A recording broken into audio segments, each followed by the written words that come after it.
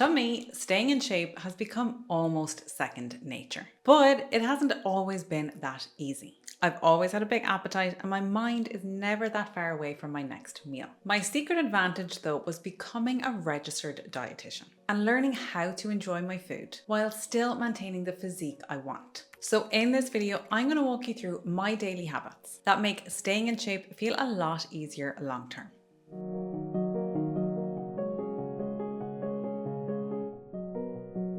Now, I've noticed that a lot of the staying lean content online is made by people whose entire lives revolve around fitness. Mine doesn't. I may work in the nutrition space, but I have a busy job, family commitments, and I have to cook and shop for other people, not just myself. So these are habits that work in real life, not a perfect one.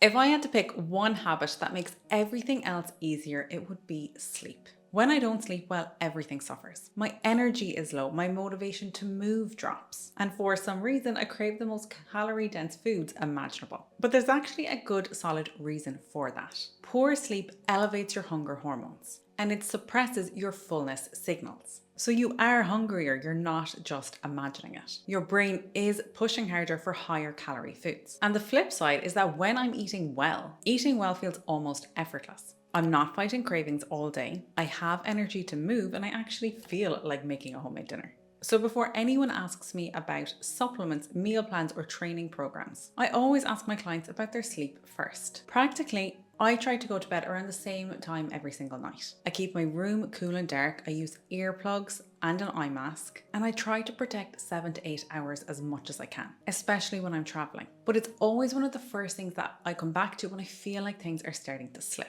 And I am also one of those people who likes to go to the gym at like 5:30, 6 a.m. in the morning. But I can guarantee if I haven't gotten enough sleep for some reason that night, I found myself tossing and turning, I will snooze my alarm and I will allow myself those extra few hours in bed. And I won't feel guilty about it because I know that a well-rested day will do so much more for my body composition than a tired, sluggish workout ever could.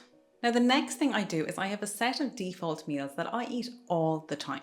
I don't have to track calories because I have built really strong portion awareness and I've learned what portion sizes work for my body. That said, I still check in. I'll occasionally weigh out my peanut butter. I'll check in on the amount of pasta that I'm having every now and again. Because if you don't, what was once a 60-gram serving quietly becomes double that. So even with all the knowledge that I have, portions, they can very quietly start to slip, especially if you stop paying attention. So instead of tracking or following a strict meal plan, I rely on structure. I have a small rotation of meals that I know work. Most mornings, it's overnight oats with Greek yogurt. For lunch, I rotate between mostly the same 2 or 3 sandwiches or salads. And that predictability keeps me roughly where I need to be without having to think about it all of the time.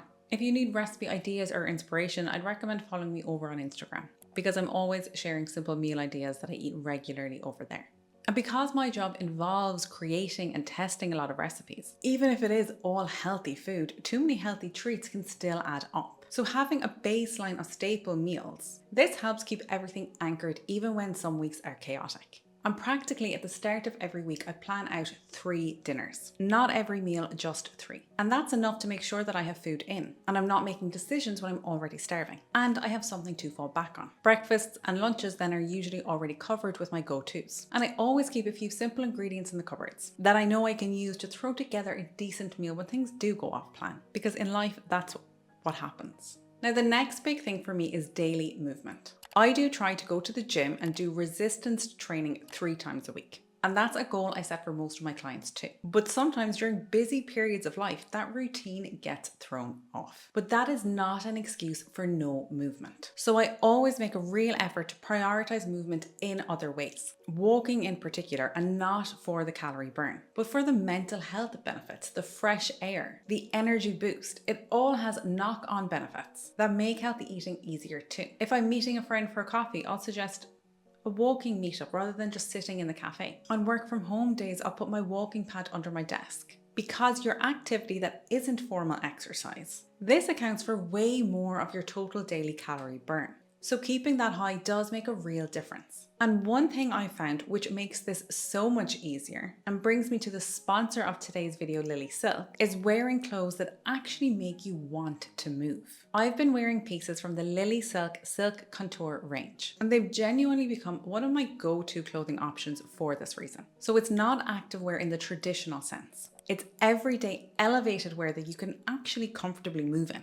The fabric is a silk blend with a 4-way stretch, so it moves with you. It's breathable, cool against the skin, and it looks put together enough to wear on a coffee run or a work call, not just a workout. Now, a lot of the gym gear I've always owned has been quite compressive. And honestly, this is something I see come up a lot with my clients who struggle with bloating. And we call it tight pants syndrome in the medical world. Because if your clothes are very tight, particularly around your midsection, it can make bloating feel so much worse. And for that reason, a lot of the gym leggings I wear, I just never gravitated towards for this reason. And what I love about the Silk Contour range is it's the complete opposite of this. No squeeze, just ease. That's literally their tagline. And it's accurate. But when I'm wearing something that's comfortable, that I genuinely feel good in, I'm so much more likely to just go out for that walk, pop outside between work calls, or take the longer route. And it removes that mental barrier of, well, okay, I need to get changed into my other workout clothes first. You're already in something that works. I will leave all links in the description box below, along with my discount code if you want to check anything out. Moral of the story here is that the gym is great when you have it, but don't let the absence of it become an excuse to move less. Keep your body moving and trust that it adds up. Now, I talk about protein constantly in my client work, and I genuinely practice what I preach here.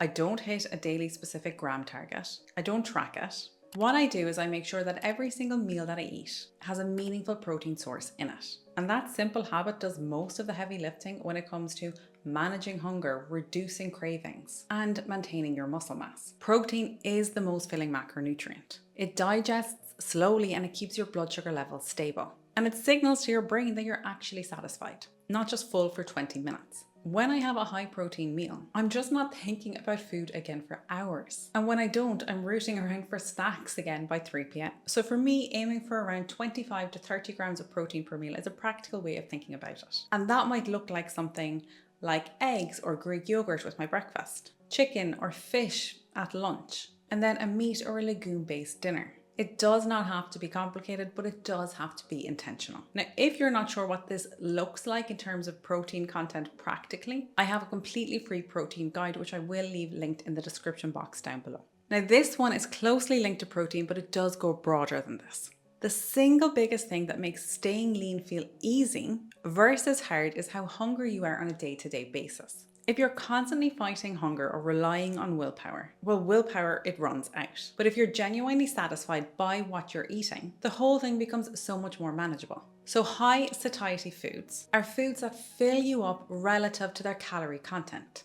Lean protein is one of the biggest levers, as we just covered, but fiber is huge here too. And fiber is in almost anything that is a plant. So vegetables, fruits, whole grains, nuts, seeds, all of these foods take up lots of space and volume in your stomach. They slow digestion and they keep you fuller for longer. So what this looks like practically for me is I bulk out all of my meals with extra veggies, salad, and fruit. Even if I get a salad in the store and I bring it home, I might add more of my own salad from the fridge into it. So typically I build all of my meals around protein and vegetables and produce first. And then I'll add in the carbs and fat around that.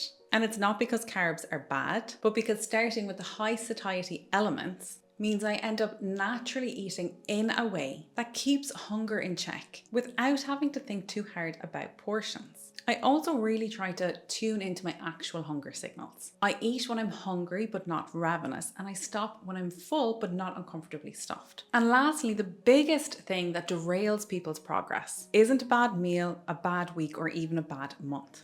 It's usually the spiral that follows. One off-planned snack becomes the whole day is ruined. A week of not being able to go to the gym becomes I've completely fallen off the wagon. And suddenly you're waiting for Monday or January or some arbitrary fresh start to start again. So the habit I've built here is simply this. The next meal is always a fresh start. Not tomorrow, not Monday, it's the very next time that I eat. That is it. So draw a line, move on, forget about it, and don't punish yourself by skipping dinner because you had a bigger than you should have had lunch. Just get straight back to it. I've also learned to tell the difference between when I'm physically not feeling great and when I'm mentally not feeling great. And I try to treat these two feelings very differently. And I talk about this with a lot of my weight loss clients too. If I am physically run down, I'm genuinely exhausted, maybe I haven't been getting in my sleep, my body is extremely sore from the gym, or I'm recovering from an illness, I will give myself full permission to ease off. I'll order a takeaway or a more convenient meal. I'll sleep in, I'll skip the gym, I'll just go for a leisurely stroll instead. And that's not falling off or giving up, that's just being an adult who is being sensible and listening to their body. But if I'm mentally not feeling well, I'm just feeling a bit down, maybe a bit sorry for myself, like I'm not really getting anywhere, I do try, it's not always easy, but I try to push myself a little more here. Because I have learned that for me personally, on those days, doing something almost always brings back up my mood again and I start to feel better. Because we can't just wait around for motivation. You need to take action first and then motivation will follow. So that distinction between physical and mental resistance has genuinely changed how I relate to consistency. Some days you ease up and some days you push through. And learning which is a skill worth developing. So those are the 6 habits: sleep, staple meals, daily movement, protein at every meal, high satiety foods, and mastering your mindset. None of them are dramatic and none of them require a perfect week or a complete lifestyle overhaul. They are just small, repeatable things that compound over time, and that is why they work. If you enjoy this type of content, I recommend signing up for my completely free email newsletter, where I share all the weekly nutritional updates, meal plans, and plenty of healthy recipes. I leave the free protein guide I mentioned down below, and I also have a free weight loss ebook if anybody is interested. If you enjoyed this video, YouTube thinks you'd like to watch this one next. As always, thank you very much for watching. Stay happy and stay healthy, and I'll see you again next week. Thanks for watching.